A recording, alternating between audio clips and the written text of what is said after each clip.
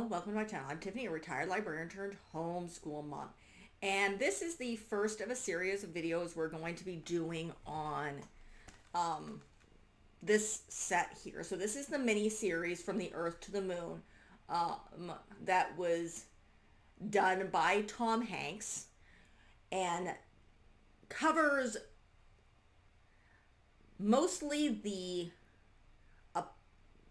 Gemini and the Apollo program. So basically this is us going to the moon. So I'm going to cover this in two sections. So I am filming right now, going to give you guys a little bit of background just because the first episode in this, which I will cover in another video, I'll cover 1 and 2, goes through like it really quick, and I want to set the scene for what we're going to be watching, because again, the very first episode of this literally covers a fast forward through Project Mercury, which was the very, very beginning, and the early parts of us setting up through Project Mercury, which was start Gemini, and then the second episode starts on Apollo 1. So I want to do a video that's going to give us a little bit more of a background, and then I'll kind of, in the next video, I will go over the first episode and the second episode. The first episode, of course, which does this really fast thing that goes through 2 entire programs and then moves directly into Apollo 1, which is mostly them trying to figure out why on earth it got on fire and killed 3 people. So let's move into this. And yes, I'm going to be looking at Wikipedia here. So we're going to start off with naming our cast of characters. So the first set of astronauts that we had, see, these were the people who were making our first, going into space, circling the planet 1 or 2 times, doing some of the real basic stuff, why we tried to catch up with Russia. So, and these were all military pilots at the time. So I'm going to kind of go through these. So the first one is Malcolm Scott Carpenter. He was a lieutenant in the U.S. Navy. He did a launch in May of 62. And then you had Leroy Gordon Cooper Jr. He was a captain in the United States Air Force. That's Kendra, who's being annoying. He did a launch in May of 63, so a year later. Then you had John H. Glenn, who, again, people are very much aware of. I do believe it was Glenn who was part of the Apollo missions as well, and I believe he went back up as an old man. He was a senator. So he went up in 1962 in February. He was a major in the United States Marine Corps. Then you had Virgil Ivan or Gus Grissom, who he went up with he was a captain in the United States Air Force. He went up in 61, in July of 61. And then you had Walter M., I'm going to mispronounce his last name, Scarra Jr. He went up in October of 62. He was lieutenant commander in the United States Navy.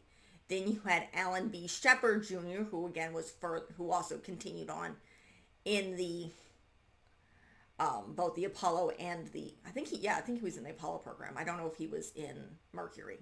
But he originally went up in 1961 in May. He was a lieutenant commander in the U.S. Navy. And then you had Donald K. Slanton. Doesn't look like he went up at all, but he was part of the 7. He was a major in the United States Air Force.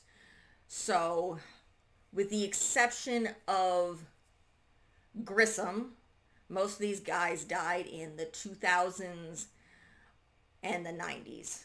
So, I'm trying to think, yeah, the older ones. So, but of course, Gus Grissom died in Apollo 1. So these are the original Mercury 7. So these guys were the massive test pilots. This was round 1 us just getting people into space. So you do see a little bit, obviously you see Grissom, Glenn, and Alan Shepard are play prominent roles in the, at least to an extent, to in this series here, because again, they were part of the other ones. So now we're going to move into Project Gemini. So this is also going to cover some of the Apollo astronauts as well, but this is their missions, or if they didn't missions. So Group 1, I'm going to double check to see if I had, oh, looked like Gordon Cooper as well. Cooper was part of this. So this was part 1. So these were the 3 of the Mercury astronauts that were part of the Gemini program. So you had Gordon Cooper, who was again United States Air Force. He commanded Gemini 5 as the pilot. He was backup for Gemini 12. Then you had Gus Grissom, again United States Air Force. He was in command of Gemini 3. He was backup for Gemini 6A. Then you had Walter M. Scara, again mispronouncing. He was United States Navy. He was in command of Gemini 6A, and then he was backup for Gemini 3. Then you have the next set of Project Gemini. You have Neil Armstrong, who was a civilian at the time. Remember, the first Mercury, all the Mercury astronauts were military at the time. Armstrong had been military, but I believe he was a Navy. Yeah, he was a Navy aviator, and he was a test pilot, but he was a civilian at the time. So he commanded Gemini 8. He was backup for Gemini 5 and Gemini 11. So then you had Frank Borman, who was United States Air Force. He was in Gemini. He was part of Gemini 7, and he was backup for Gemini 4. Then you had Charles Pete Conrad. He was United States Navy. He was the pilot for Gemini 5, and then he was titled Command Pilot for Gemini 11. He was backup for Gemini 8. And then you had Jim Lovell, who was, again, you're familiar with, he's definitely part of the Apollo program. He was he was in charge of Apollo 13. But in the Gemini program, he was he was in the United States Navy. He was on Gemini 7 and Gemini 12. He was backup for Gemini 4 and Gemini 9A. Then you had James McDivitt, who was United States Air Force. He commanded Gemini 4. He was not backup for anything. You had James P. Stadford, who was United States Air Force. He was in command of Gemini 9A, and he was backup pilot for Gemini 3. Then you had Ed White, who was the command pilot for Gemini 4, and he was backup for Gemini 7. And then you had John Young, who was United States Navy. The previous 3 guys were all Air Force. He was the pilot for Gemini 3 and Gemini 10. He was backup for Gemini 6A. Now, this is into the next section. So all of these guys went into space. So this is astronaut group 3 of the guys who went into space. You had Edwin Buzz Aldrin, who was the Gemini 12 pilot. He was backup for Gemini 9A. So he was United States Air Force. You have Eugene Carn, who was in United States Navy. He was the Gemini 9A pilot. He was backup for Gemini 12. You had Michael Collins, who was the United States Air Force. He was the pilot for Gemini 10, and he was backup for Gemini 7. And then you had Richard F. Gordon, who was United States Navy. He was the pilot for Gemini 11, and then he was backup for Gemini 8. And then you had David Scott, who was United States Air Force. He was a pilot for Gemini 8, and then he wasn't any backup. Then there was a group that did not fly. So an astronaut group 1 was Alan Shepard. He didn't end up going to space. I do believe he was part of the Apollo program. So he was supposed to be in command of Apollo 3, but he was grounded following a diagnosis of Menard disease in the inner ear. So he eventually worked his way back and went to the Apollo program. Part of Gemini astronaut group 2 was Elliot C. And that's an SEE. He was supposed to be in command of Gemini 9, but he and Bassett were killed in a plane crash on February 28th, 66. Then you had astronauts group 3. You had William Anders, who was supposed to be, who's United States Air Force, who was backup for Gemini 11. There's no understanding why. Charles Bassett, who I just mentioned, he was supposed to be on Apollo 9, but he died with C in a plane crash. Then you had Alan Bean, who was United States Navy, and who was the backup to command of Gemini 10, and then Cliff Williams, who was United States Marine Corps, who was supposed to be backup of Gemini, supposed to be also backup of Gemini 10. So these were the Gemini pilots. So this was the preparation for going to the moon.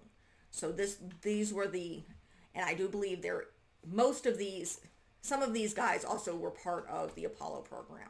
So I'm going to move into the Apollo astronauts.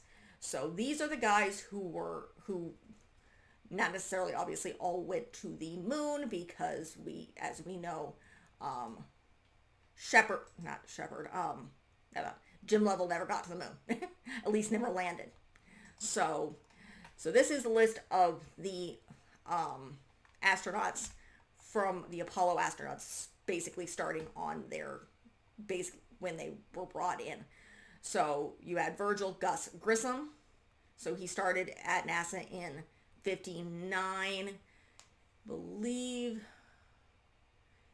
Yeah, he was one of the pilots, along with Ed White and Roger Chaffee, who were killed in Apollo 1. Then you had Walter M. Scarra Jr. He also began in 59. He was he was command of Apollo 7, so he did low Earth orbit. And let's see. And then Alan B. Shepard Jr. He was the first man in space on Freedom 7, so that was he was part of the original Mercury. And then he was grounded. And let's see. He had corrective surgery, and then he was in command of Apollo 14. So the third successful moon landing mission. And then you have the guys who were brought in. So those guys all came in 59. So these guys were part of the Mercury 7.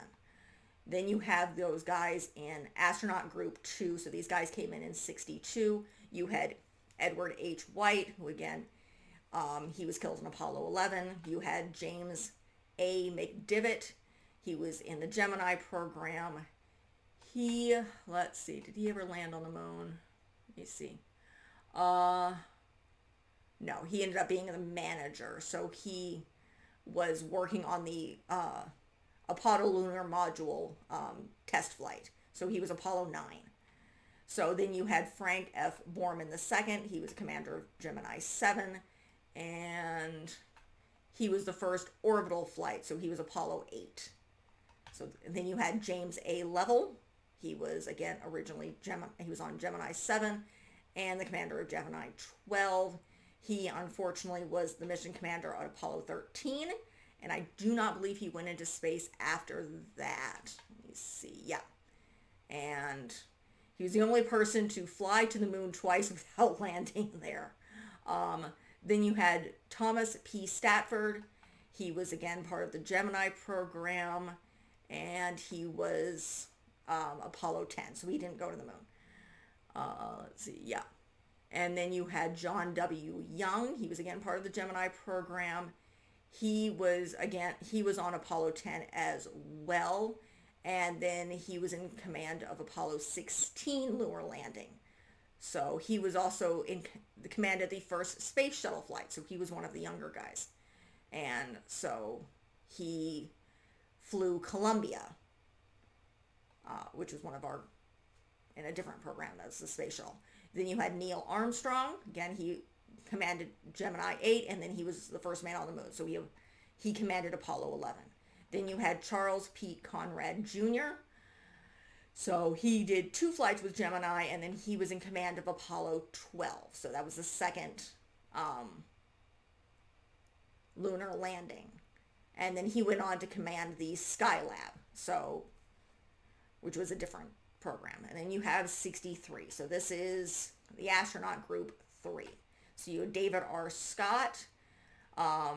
He was Apollo 9 and then commanded Apollo 15 lunar landing. Then you had Eugene A. Kerman. So he was a second seat on Gemini 9A, and he was part of Apollo 10, and then he commanded Apollo 17. So he was one of the last people on the moon. Then you had Michael Collins. He was again Gemini. He was a Gemini 10 pilot, and he was the module pilot for Apollo 11. So while Armstrong and Aldrin were on the moon, Collins was piloting and stuck up in space. Then you had Edwin E. Buzz Aldrin Jr. So he was on Apollo 12, and then of course he was on Apollo 11. I do believe he later went into space when he was much, much older. He was a senator or congressman. I can't remember. He was he was a politician. Then you had Richard F. Gordon Jr. He was on Gemini 11 originally, and he ended up he was a pilot of Apollo 12. So, and then he was selected to be command Apollo 18, but budget cuts and they canceled it. So I think Apollo 15 is the last time we landed on the moon, though we're working on it again. So we'll see who lands on the moon next. Then the remaining 6 members of this group selected for their first space flights on Apollo. That was Roger Chaffee, who was killed in Apollo 1, Don F. Fleece, who flew second seat on Apollo 7, R. Walter Cunningham, who flew third seat on Apollo 7, Russell L. Rusty Sickerwit, mispronouncing it. He flew the lunar module pilot on Apollo 9, and then he performed an EVA outside the spacecraft, testing portable life support systems used on the moon. Then you had William A. Anders, who flew third seat on Apollo 8, Alan L. Bean, who flew as lunar module pilot on Apollo 12, and then he later served as the commander of Skylab 3. So that was, he was in space more after that. So then we have, all right, I think that's all the people who we're really going to be talking out, because this is going to 66. Yeah, let's see here. Okay, so if you're wondering, in Apollo 13, which I believe I've already posted that film, maybe I should redo it because I haven't actually watched it. T. Keith Mattingly II, who was supposed to command Apollo 13, he was exposed to German measles days before the flight and was grounded by the flight surgeon, though he ultimately never contracted the disease. He swiped places with his backup and flew on Apollo 16. So he did eventually get into space. And then he flew a couple other missions. Then you had John L. Jack Stewart Jr. He flew backup as Apollo 13. So he was on, flew as Mattingly's backup on Apollo 13. Then you had Fred H.W. Hayes Jr. He was on Apollo 13, and then he was supposed to do Apollo 19, but that was canceled. So he later became commander of the first crew of the space shuttle's approach and landing tests. So, and then he was working on the Space Shuttle Enterprise. Then we had Stuart H. A. Rosa, who commanded the module pilot of Apollo 14. Edward D. Mitchell, who was the lunar module pilot for Apollo 14. Alfred W. Worden, who was the command module pilot of Apollo 15. James B. Irwin, who was the lunar module pilot for Apollo 15. James M. Dirk Jr. was, he was a capsule Apollo commander for Apollo 11 moon landing. And then he was a module pilot for Apollo 16. And then you had Roger E. Evans Jr., who was a command pilot for Apollo 17. So I think Apollo 17 was the last one. And then there's a couple more that were trained for Apollo but didn't fly. You had L. Gordon Cooper Jr. He was part of the Mercury 7. He was commander of Gemini 5, was replaced as Apollo 14 by Alan Shepard and resigned from NASA in 1970. Clifton C.C. Williams, he was from Group 3. He was named Stewart's lunar module pilot backup crew, but was killed when a T-38 jet he was flying crashed near Tallahassee, Florida on October 5th, 1967. He replaced by Bean, who flew Apollo 12. Vance D. Brand, who was part of Group 5, was on the support crew for Apollo 8 and Apollo 13, was named as Apollo 15 backup command, and flew on the 1975 Apollo Schwarzer test project. So he was not necessarily part of the Apollo program. And then he flew as commander of STS-5 and a few other non-moon Apollo missions. Then you had Edward G. Garvis Jr. He was part of Group 5. He was supposed to crew Apollo 7 but died in a car crash near Houston, Texas on June 6th, 1967. Then you had Joe H. Engel. He was from Group 5. He was originally named Apollo 17 but lost his slot to Schmidt. After Apollo, he flew in the Space Shuttle approach and landing test and then commanded a couple other ones. So those are the basic Apollo missions. So, and Mercury. So these are the guys who deserve some recognition for risking their lives and some of them losing them in preparation for us to get to the moon. So that's kind of what I wanted to cover a little bit, and I figure I'd do that in their own video. I know I just listed a whole bunch of names by reading off things on Wikipedia. Sorry, these things are not in my head.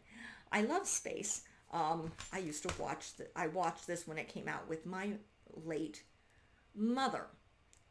So that's the reason I bought it. Yes, it is on, this is Blu-ray.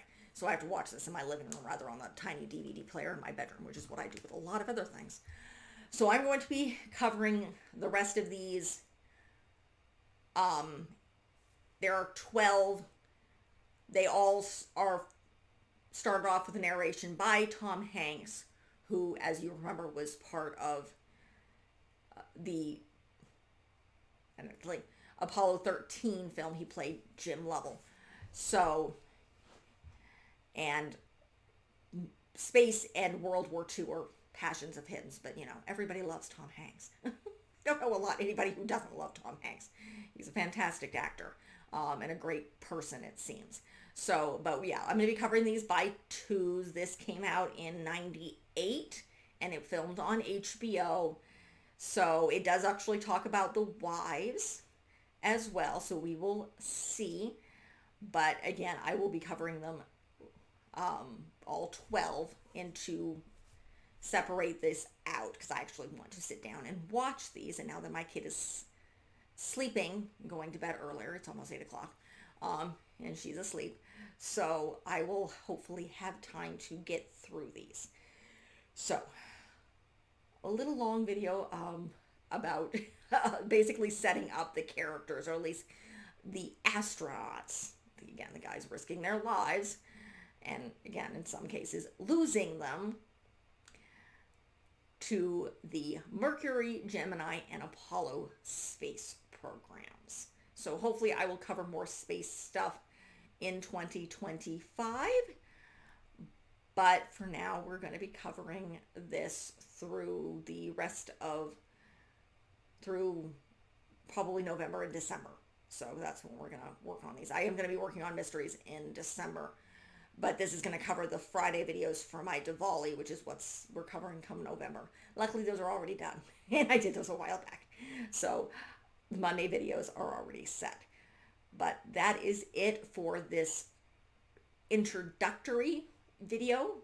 Be sure to check out the rest of the channel. Look more for my rest of my space videos and more from the Earth to the Moon. Thank you.